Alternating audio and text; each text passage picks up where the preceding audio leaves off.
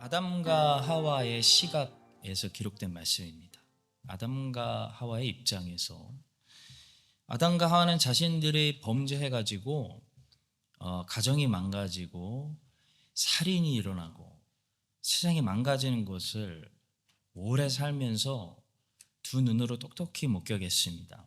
큰아들이 작은 아들을 죽이고 큰아들이 하나님을 떠나고 부모를 떠났습니다.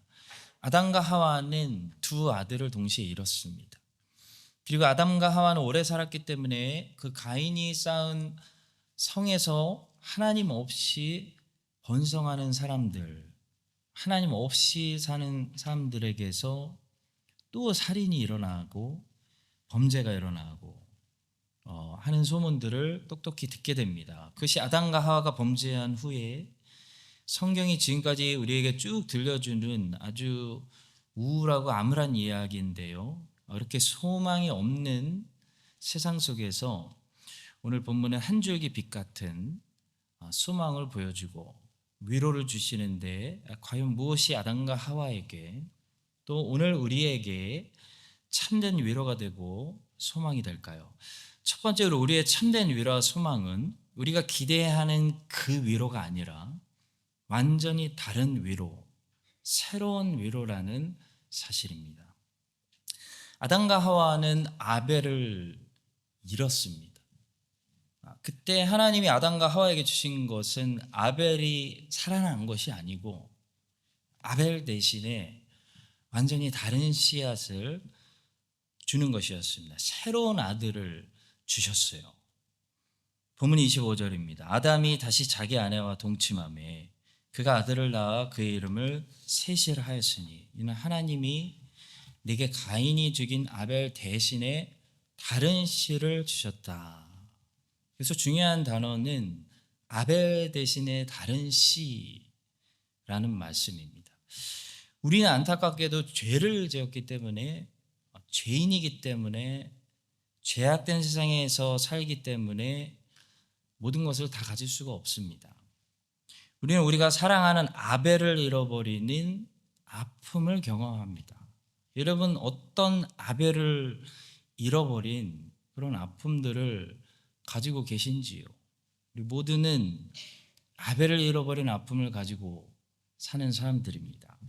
저는 어렸을 때에 대한 항상 추억을 가지고 사는 나그네입니다.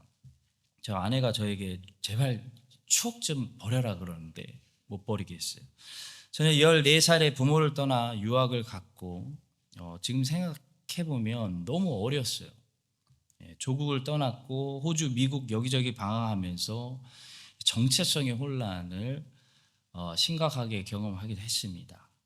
그래서 저는 어렸을 때에 대한 그 짙은 향기가 있어요, 제 안에. 제가 이래봬도 굉장히 눈물도 많고 감성적입니다. 짙은, 그래서 저를 건드시면 안 돼요. 이렇게 굉장히 이모셔널해지고, 굉장히 이모셔널해지고 그 어릴 때에 대한 그 짙은 추억을 가지고 있고, 특히 그 한국에 대한 환상을 가지고 있어요. 저는 한국에 대한 그 환상을 가지고 있는데 제 아내는 한국에서 사회생활을 끔찍히 해봤기 때문에 한국에 대한 환상이 없어요. 그래서 제가 가끔 이 이민생활, 나그네 내년이면 30년 생활인데 지쳐서 한국으로 돌아가고 살고 싶다, 역이민 가고 싶다, 이런 말을 하면요, 아내가 꿈 깨라, 당신이 생각하는 그런 데가 아니다, 정신이 번쩍 드는 그런 소리를 해주고 살고 있습니다. 그래서 다시 일어나서 정신을 차리고 이 광야의 길을 힘있게 다시 걸어봅니다. 성도 여러분, 저에게도 잃어버린 그런 아벨이 있어요. 엄마, 아빠, 어렸을 때, 고향, 그런 거, 저에게는 잃어버린 아벨입니다. 근데 이런 것들은 아무리 기도해도 하나님이 다시 주시지 않아요. 그런 것들은 이미 제 인생이 끝난 겁니다. 지나간 거예요. 우리가 아무리 기도해도 아무리 사랑해도 하나님이 다시 주시지 않는 게 있는데 바로 우리가 사랑하는 아벨입니다. 하나님은 아벨을 다시 살려주시지 않아요. 하나님은 제가 다시 어렸을 때로 돌아가게 하시지 않아요. 그런 세상은 이제 없어요. 하나님은 계속해서 앞을 보고 계속해서 걷게 하세요. 하나님은 아벨 대신에 전혀 다른 소망을 주세요. 새로운 소망을 주세요. 하나님을 앞을 보게 하십니다. 그래서 뒤를 자꾸 돌아보며 그때가 좋았지 추억하지 못하게 하십니다. 하나님은 아벨 대신에 우리에게 전혀 다른 소망을 주시고 새로운 소망을 주시는데, 참 다행인 것은 하나님이 주시는 그 다른 소망이 더 좋은 것이라는 사실이에요. 이게 굿뉴스입니다. 이것은 믿음으로 하나님을 신뢰하는, 하나님과 교제하는 사람들만 알 수 있는, 믿을 수 있는, 누릴 수 있는 축복이죠. 저는 멜번에 20년 살았습니다. 꽤 오래 살았어요. 멜번에서 고등학교, 대학교, 신학 대학원 다 나왔고, 멜번에서 저는 예수님 만났어요. 멜번에서 그 아버지 마지막으로 천국 보내드렸고, 멜번에서 우리 선별이 났습니다. 그러니까 저는 멜번이 제 마음속에 고향 같아요. 근데 하나님은 저에게 자꾸 멜번 생각하지 말아라 말씀하시는 것 같아요. 하나님은 저를 축복하시는데 어떤 방식으로 꼭 축복하시냐면 아벨을 다시 돌려주심으로 축복해 주시지 않는다는 걸 제가 믿기 시작했어요. 하나님, 제가 다시 과거로 돌아가는 것을 원치 않으세요.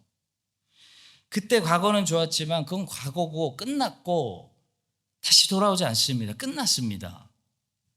하나님은 저에게 전혀 새로운 다른 것을 주심으로 저를 축복하시기 원하시는 하나님임을 저는 믿고 있어서 인간적으로는 항상 서운한 거, 그 아담과 하와가 아벨에 대한 추억이 얼마나 기뻤겠어요. 항상 서운한 거, 그리운 거, 그런 외로움들이 제 안에 있어도 뒤를 자꾸 돌아보지 않고 자꾸 앞을 보는 것은, 저는 하나님이 저에게 앞에 예배하신 것이 더 좋은 것이라는 사실을 저는 믿습니다. 근데 그것은 반드시 새로운 것일 거예요. 반드시 이전까지 제가 경험하지 않은 다른 것입니다. 그러나 그것은 이전보다 더 좋은 것이라는 것을 저는 믿고 있습니다. 제 얘기를 예화로 드렸는데요. 여러분들의 각자의 인생도 마찬가지입니다. 여러분 한번 돌아보세요. 제 얘기를 들으면서 한번 자기 인생을 돌아보세요. 그리스도인은 이 땅에서 누구나 순례자입니다. 나그네예요. 성경이 그렇게 말하고 있습니다. 여러분들도 다 사랑하셨던 아벨이 있을 거예요. 아벨이 다 왕년에 속된 말로 잘 나가시고 아벨이 있어요. 그때 참 좋았지. 그때 내가 그렇게 살았지. 근데 지금 내게 아벨이 없구나. 난 전혀 다른 곳에 와 있구나. 난 지금 광야에 있구나. 이렇게 생각하시는 분들도 있을 겁니다. 여러분, 그때 하나님을 믿지 못하는 사람들은 어떻게 반응하냐면 자꾸 뒤를 돌아봐요. 뒤를 돌아보고 과거로 돌아간 사람들이 있습니다. 그런 인생은 퇴보하는 인생입니다. 여러분, 하나님은 우리를 애굽에서 불러내셨습니다. 그리고 불러내신 이유는 광야에서 방황하다 죽으라는 것이 아니고 새로운 땅으로 들여보내시기 위해서 불러내신 거예요.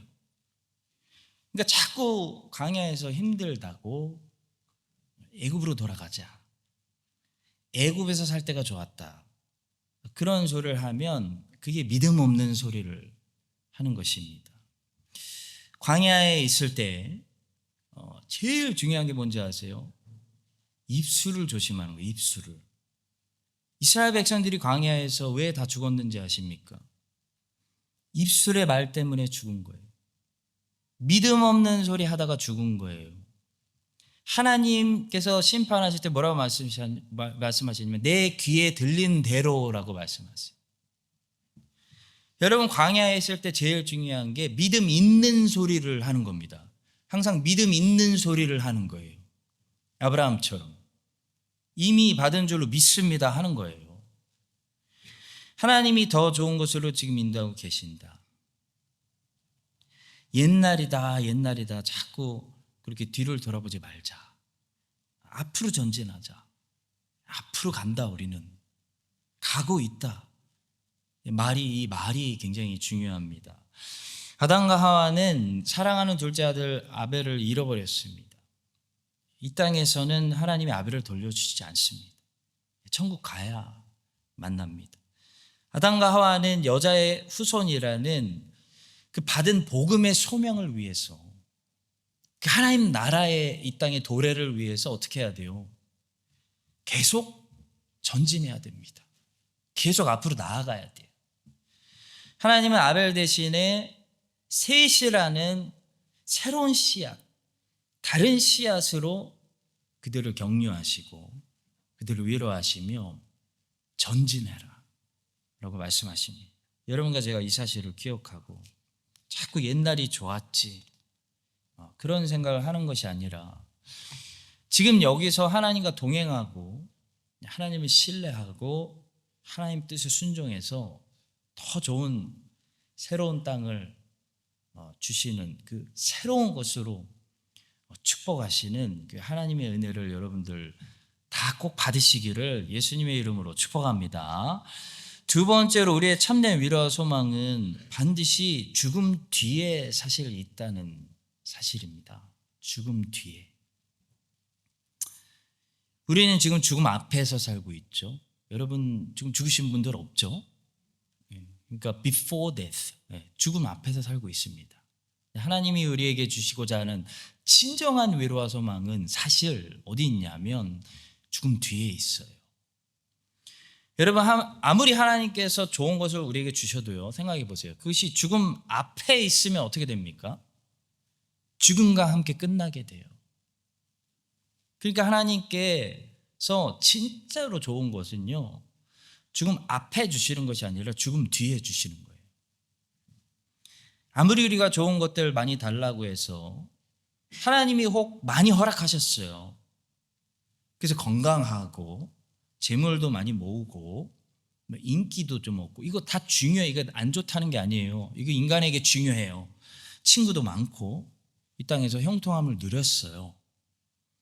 근데 여러분, 이 죽음 앞에 주신 것들은 다 어떻게 되죠? 죽음이 오면 다 놓고 가야 돼요. 다 놓고 가야 돼요. 죽음이 오면 건강 잃어버리고, 죽음이 오면 인기 잊혀집니다. 친구들과 헤어져야 되고, 형통함이 죽음 앞에서는 하나님이 주신 모든 것들이 다 사라지는 거예요. 제로 돌아갑니다. 1평도 안 되는, 요즘은 이 무덤도 굉장히 작잖아요. 그렇죠? 옛날에는 한국에서는 이렇게 크게 했는데 정말 1평도 반평도 안 돼요. 그걸로 끝나는 거예요. 그래서 우리의 진짜 위로와 참된 소망은 어디에 있냐면요, 반드시 죽음 뒤에 있습니다. 아담과 하와에게 주신 셋이라는 아들은 아벨이 죽은 뒤에 주신 씨앗이에요.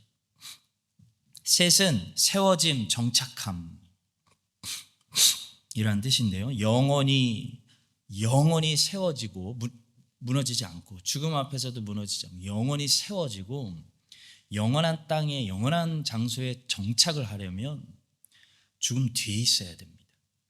죽음 앞에 있는 것은 아무리 좋은 것이라도 사실 참된 위로는 아닙니다. 솔로몬은 엄청난 황금을 모으고 엄청난 지혜를 얻었지만, 솔로몬의 그 황금과 지혜도 솔로몬의 죽음과 함께 사라져요. 소멸됩니다. 지혜는 소멸되고 황금은 다른 왕들이 가져갑니다. 나사로는 예수님께서 다시 살려주셨어요. 그래서 건강이 다시 돌아왔어요.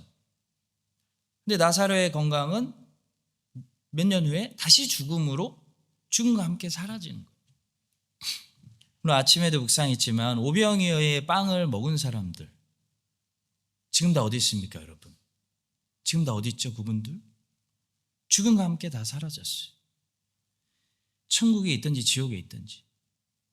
그래서 예수님이 그 오병이어의 기적을 보여주시며 예수님이 바랬던 것은 그 오병이어의 기적을 표적이라고 말씀하신 것은 그 오병이의 기적을 통해 너희들은 메시지를 깨달아야 된다. 그 표적이 가리키는 의미를 찾아야 된다. 그래야 영혼이 빼앗기지 않는다 라고 말씀하신 거죠. 예수님께서 5천 명의 사람들에게 오병이의 기적에 빵을 나눠주시며 그것을 표적이라고 말씀하시며 기대한 것은 그들이 그 빵만 받아먹고 마는 것이 아니고 그 빵을 통해 그 빵이 가리키는 그 표적이 가리키는 진짜 빵, 참된 양식인 생명의 빵을 봐라라는 것이었어요. 근데 5천 명의 사람들은 빵만 받아먹고 그 빵이 가리키는 생명의 빵은 알지 못하고 또 배고파지니까 빵 달라고 예수님을 또 찾아온 거예요. 그래서 예수님이 이렇게 책망하셨죠.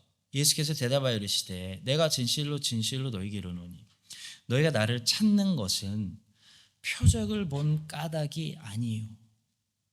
그 표적을 가리키는 것을 깨달아서 너희들이 나를 찾는 게 아니구나.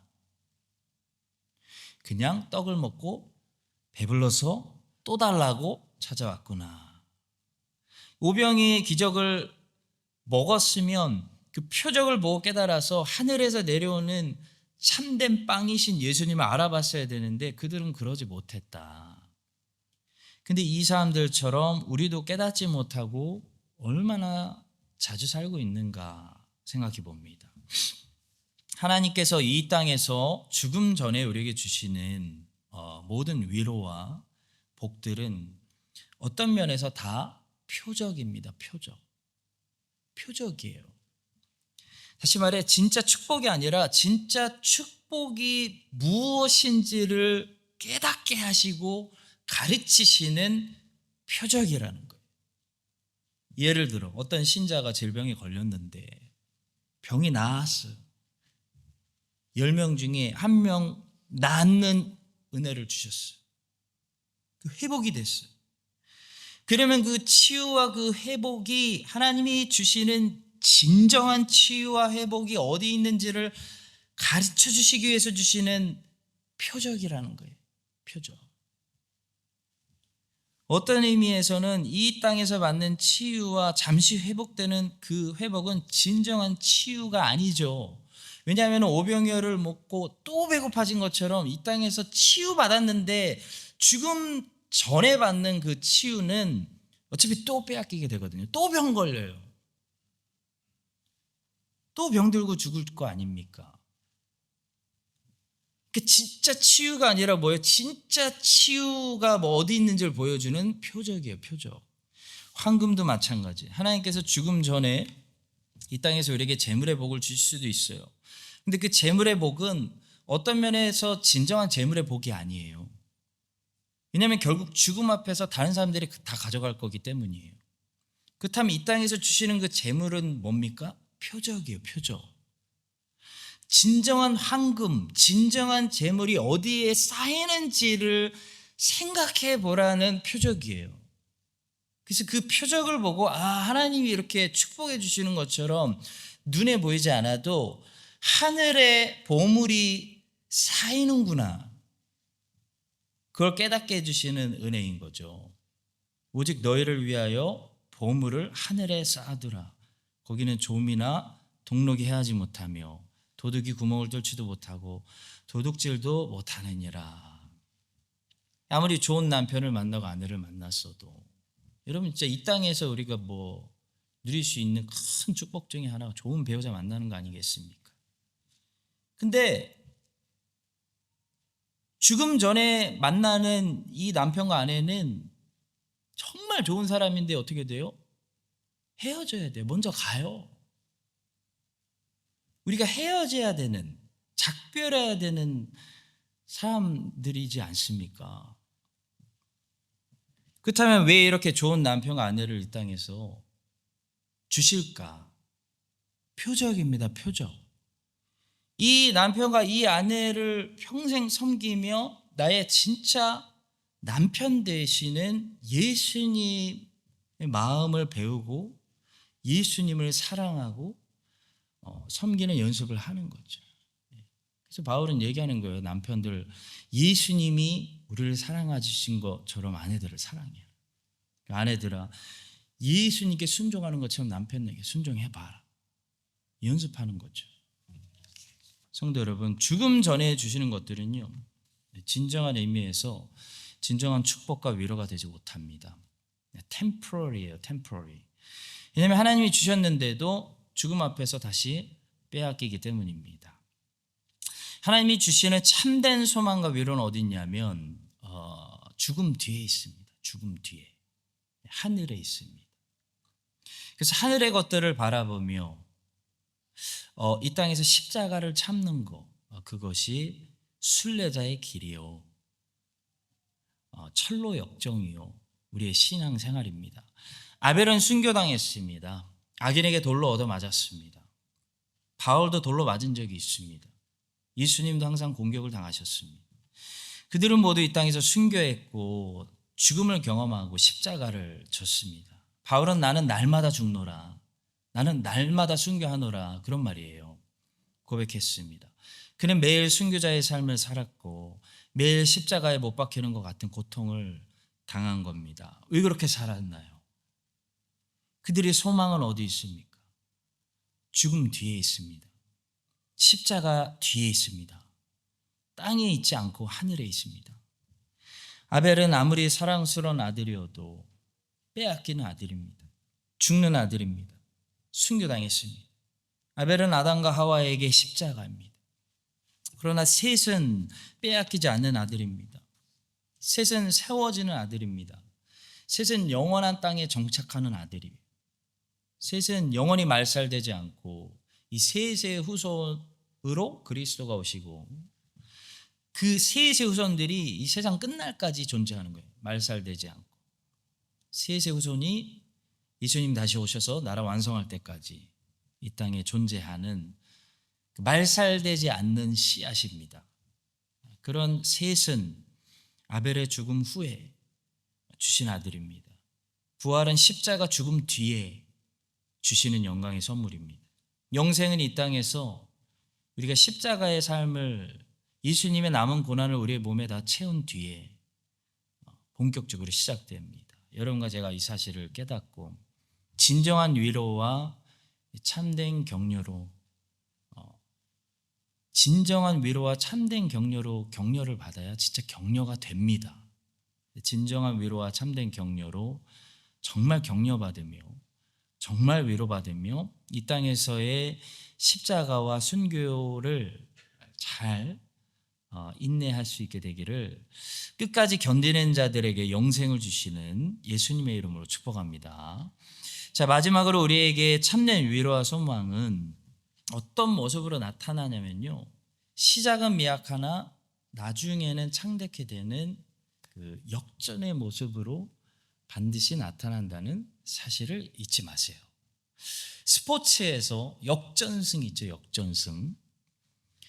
그게 정확히 그리스도인들의 삶의 모습을 보여줍니다. 우리는 절대로 역전승으로 승리하는 사람들입니다. 아무도 전반전도 편하게 이기고 후반전도 그냥 시간 때우고 그렇게 편하게 이기는 삶을 살지 못해요. 진짜 크리스찬이라면. 그리스도인은 반드시 지다가 역전에서 이기는 그런 역전승의 승리를 거두게 된다. 그러니까 다시 말해 그리스도인에게는 반드시 고난이 있고 시험이 있고 싸움이 있고 십자가가 있다는 거예요. 이 사실을 망각하면요, 인생의 해석이 엉뚱해지기 때문에 굉장히 힘들어집니다. 여러분, 인생은 누구나 원래 힘든데 인생은 진짜 누구나 똑같이 힘들어요. 근데 왜 누구는 좀 해피하게 살고 왜 누구는 더 괴롭게 사냐면 해석의 차이가 있기 때문입니다. 요셉의 인생은 고통의 연속이었는데 요셉은 이렇게 보면 종으로 팔려갈 때나 감옥에 들어갈 때나 형들이 미워할 때나 보디발의 아내가 죄를 뒤집어 씌워서 억울함 당할 때나 술 맡은 관원장이 은혜를 잊어버렸을 때나 요셉은요, 훨씬 더 고통당할 수 있었는데도 왜 비참해지지 않냐면 요셉은 해석을 엉뚱하게 잘못하지 않았습니다. 요셉의 탁월함입니다. 요셉은 해석은 하나님께 있다는 것을 믿고 하나님의 시각으로 해석합니다. 하나님의 시각으로 항상 해석해요. 하나님이 선하신 계획이 있다라고 해석합니다. 어떻게 보면은 못 말리는 낙천주의자 같아요. 초긍정적인 사람이에요. 아무리 억울함 당하고 아무리 잊혀짐 당하고 아무리 미움 당해도 요셉은요, 하나님이 선하신 계획이 있다라고 해석해 버려요. 하나님 나를 버리지 않으셨다는 걸 확실히 알고 있어요. 하나님이 허락해서 이곳으로 인도하셨다고 해석해 버려요. 하나님의 시간이 내 시간보다 더 정확한 시간이다라고 기다릴 줄 알아요. 이게 믿음이 너무 강해서 믿음으로 다 해석해 버리니까 인생이 고통스럽지가 않아요. 요셉을 고통스럽게 할 수가 없어요, 마귀가. 여러분, 우리의 인생을 고통스럽게 만드는 것은 잘못된 해석이에요. 그러니까 불신앙으로 하나님의 시각으로 보지 않는 해석이에요. 엉뚱한 해석입니다.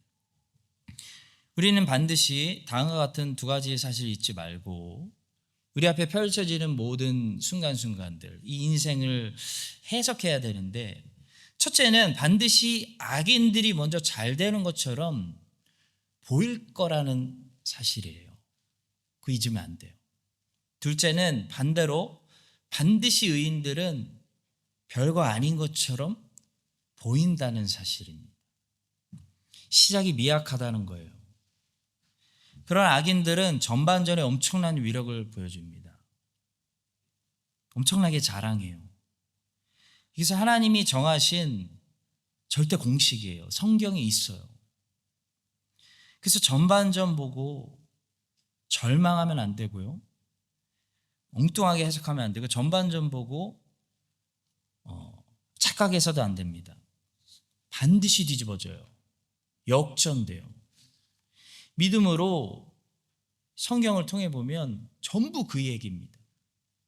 다윗도 그렇고 사울도 그렇고, 전반전에 사울이 잘 나가는데 사울은 후반전에 망해요.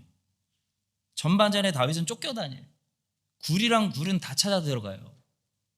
쥐처럼 살아요. 쥐처럼 굴 속에 들어가서. 근데 후반전은 왕이 돼요. 전부 그 얘기죠. 예수님의 삶도 그렇고.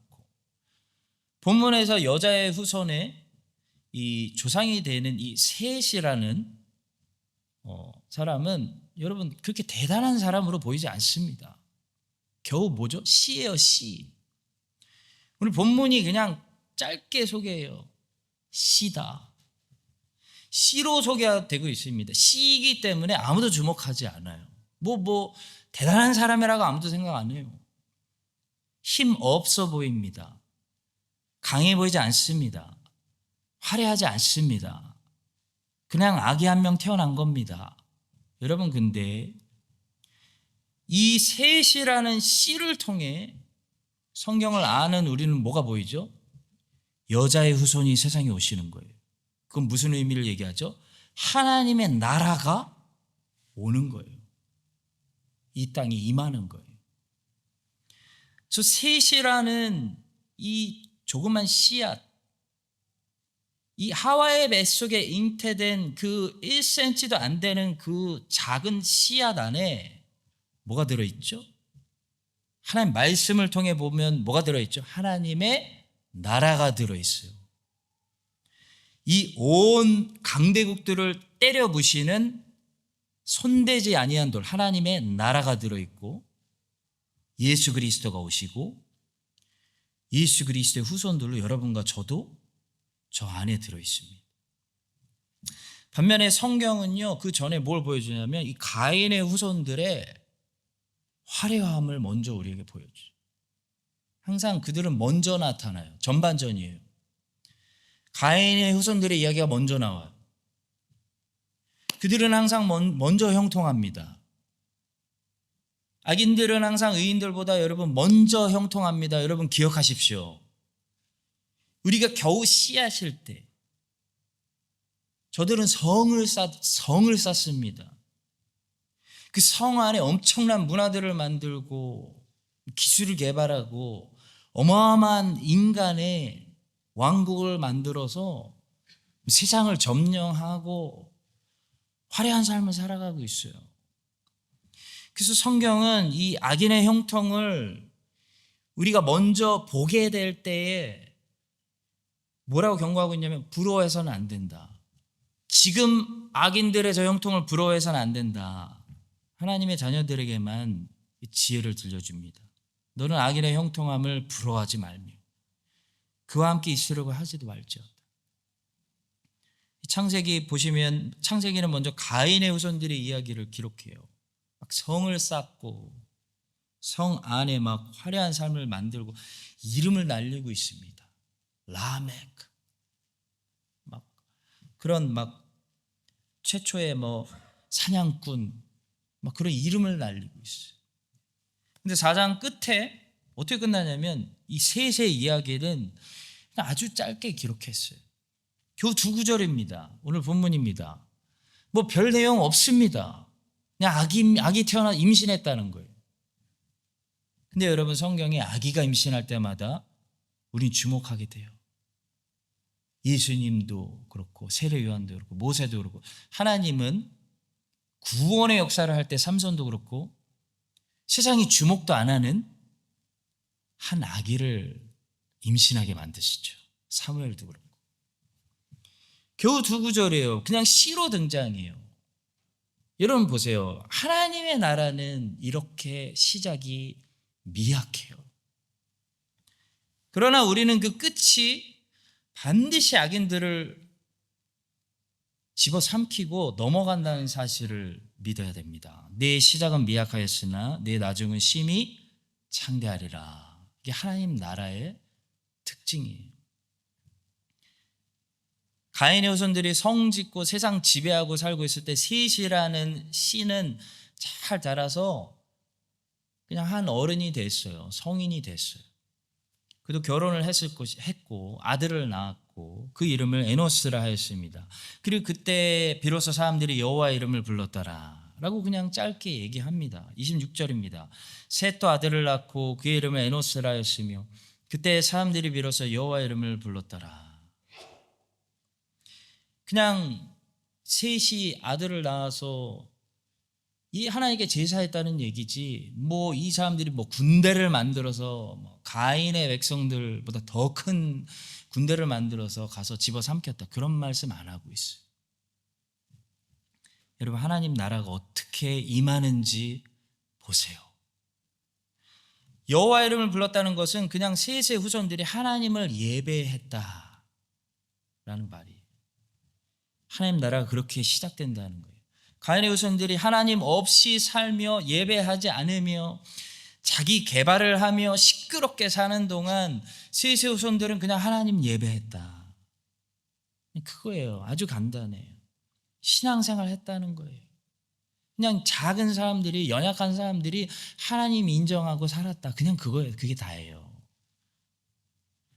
그러니까 4장까지만 보면 너무 시작은 미약해요. 아무도 주목하지 않아요. 거기 하나님의 나라가 시작됐다고 아무도 생각하지 않아요. 반대로 세상 사람들은 너무 대단해 보입니다. 근데 성경이 뒤로 갈수록 여러분 이게 성경이 이제 우리 앞부분 보고 있는데 이게 뒤에 이만큼 남았는데 이 뒤로 갈수록 어떤 이야기가 펼쳐지죠? 이 셋의 후손들 중에 계속해서 그 시대의 남은 자들, 경건한 자들, 하나님을 경외하는 자들을 통해 하나님의 언약이 계속 끊어지지 않고 이어지고 결국 이 셋의 씨앗 후손을 통해 누가 와요? 약속하신 여자의 후손이 이 땅에 오십니다. 그리고 그 여자의 후손은 하나님의 나라를 이 땅에 가져오세요. 그리고 그 나라가 그분의 제자들을 통해 폭발적으로 확장돼요. 그리고 결국 성경 끝에 가면 어떻게 돼요? 어떤 결론에 도달하게 되냐면 하나님 나라 그 나라가 완성이 되는데 다른 말로 하나님 나라가 온 세상에 가득하게 된다. 하나님 나라가 온 세상에 가득하고 하나님 백성들이 가득하게 된다. 모든 나라, 모든 민족, 모든 열방에서 모든 족속이 모든 언어로 하나님을 찬양하게 된다. 그리고 가인의 후손들은 어떻게 돼요? 다 쫓겨나요. 그렇게 막 난리를 치던 가인의 후손들 다 쫓겨나요. 그래서 영혼이 이를 갈게 된다. 으드득 으드득. 그것이 성경의 이야기입니다. 예수님께서 이 이야기를 아주 짧게 정리해서 말씀하셨어요. 이는 모든 씨보다 작은 것이로되 자란 후에는 풀보다 커서 나무가 되며 공중의 새들이 와서 그 가지에 깃들으니라. 사랑하는 성도 여러분, 지금도 하나님의 나라는 자라고 있습니다. 확장되고 있습니다. 지금 커 보이는 거, 육체의 눈에 커 보이는 것들 부러워하지 마세요. 지금 강해 보이는 것들 부러워하지 마세요. 지금 잘 나가는 것들 부러워하지 마세요. 역전됩니다. 하나님이 뒤집어 놓으십니다. 지금 높은 자는 하나님이 낮추세요. 높은 산들 다 낮추시고 지금 낮은 자는 하나님이 높이실 거예요. 그래서 여러분, 낮은 자리를 우린 찾아가야 돼요. 낮은 자리를 찾아가는 인생 되십시오. 큰 장소가 아니라 베들레헴처럼 작은 장소를 주목하십시오. 예수 그리스도는 당시에 사람들이 너무 작은 장소에서 무시했던 베들레헴에 오십니다. 하도 사람들이 베들레헴이 작다고 무시해가지고 하나님께서 미가 선지자를 통해서 작은 베들레헴을 위로하셨어요. 어떤 내용입니까? 하나님 보시기에는 베들레헴이 작은 도시가 아니라는 거예요. 왜냐하면 하나님이 거기에 예수님이 태어나도록 엄청난 영광의 면류관을 베들레헴의 머리에 씌워주셨기 때문이에요. 베들레헴아, 에브라다야, 너는 유다 족속 중에 작을지라도 이스라엘을 다스릴 자가 네개에서 네개로 나올 것이라. 그의 근본은 상고의 영혼에 있느니라. 여러분, 하나님이 보시기에 큰 사람이 큰 사람이에요. 사람들이 보기에 큰 사람이 큰 사람이 아닙니다. 하나님 보시기에는 엘리압이 작은 사람이에요. 하나님 보시기에는 꼬마 말제 다윗이 큰 사람이에요. 하나님 보시기에는 베들레헴이 큰 마을이고 나사렛이 사람들이 무시했던 촌동네 나사렛이 가장 지구의 중심이에요. 지구의 중심이에요. 왜냐하면 거기서 예수 그리스도를, 그 마을에 예수 그리스도를 하나님이 풍성히 주셨기 때문이에요. 여러분과 제가 이 사실을 기억하고 좋은 학교, 높은 연봉, 강대국, 큰 도시, 이런 세상의 것들을 따라가는, 추구하는 그런 인생이 아니라 예수 그리스도를 따라가며 예수 그리스도가 계시기 때문에 베들레헴에서도 나사렛에서도 아무것도 아닌 그 작고 초라한 나 같은 사람의 한 사람의 인생 속에서도 크신 하나님을 우리가 경험하고 하나님의 나라가 나 같은 작은 인생 속에서 확장되는 그런 축복의 통로들이 되시기를 예수님의 이름으로 간절히 축복합니다.